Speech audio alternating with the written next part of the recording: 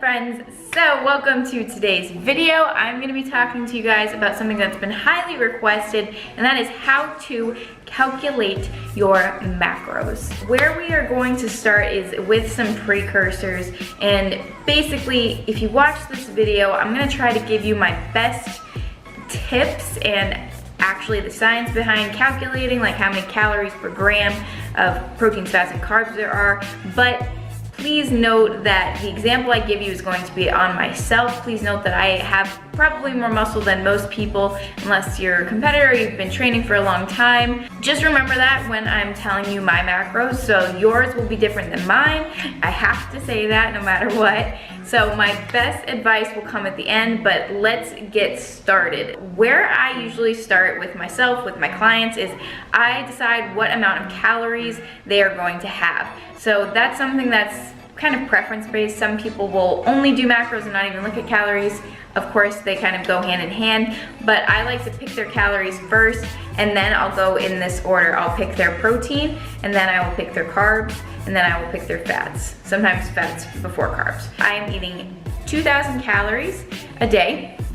That is my maintenance level of calories at 135 pounds, training 5 to 6 days a week, pretty intense lifting, but about an hour of training a day with a little bit of cardio, but I'm pretty much sedentary the rest of the day, other than my #walk squad. So my calories are about 2,000, and then I eat 135 grams of protein at least a day. That's 1 gram per pound of body weight. So that's where you want to start, and then you multiply that amount by the amount of calories per gram. So 135 grams times 4 calories per gram is 540 calories.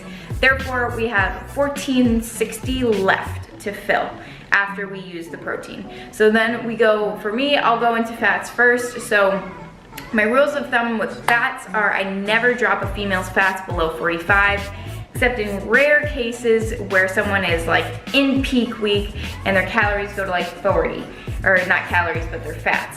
So if you're a female, don't drop your fats below 45. That is my personal opinion. You can do lots of research about it, but you function better when you have at least some fat in your system. Your brain works better, you're more clear. I currently eat a higher fat diet. I just recently upped my fats and dropped my carbs. Just for mental clarity, the amount of carbs I was eating kind of made me feel sluggish and kind of weighed down, so I dropped my carbs a little bit, brought my fats up. So my fats are right around 80 grams per day. So 80 grams times 9 calories per gram for fats is 740 calories. The camera died, but it's just as well because I had actually calculated something wrong. So 80 grams of fat is where we were. 80 grams of fat times 9 calories per gram is actually 720, not 740.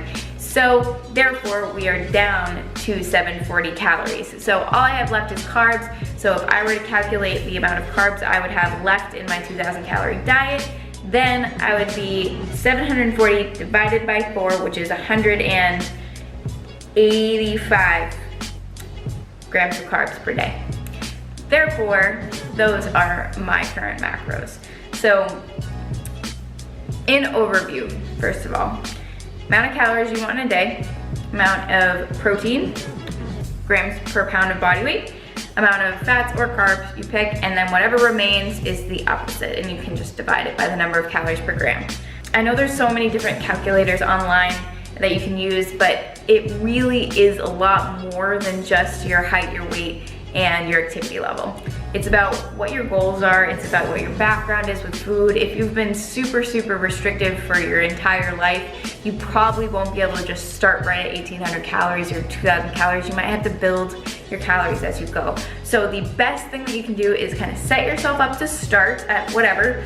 Usually with people, I'll start them something more moderate, and then I'll see what their body does. So that's what you should do. Start your calories and your macros somewhere with the rules I just gave you. Watch what your body does. If your body goes way up in weight for 2 weeks, then you're probably gonna have to drop your calories.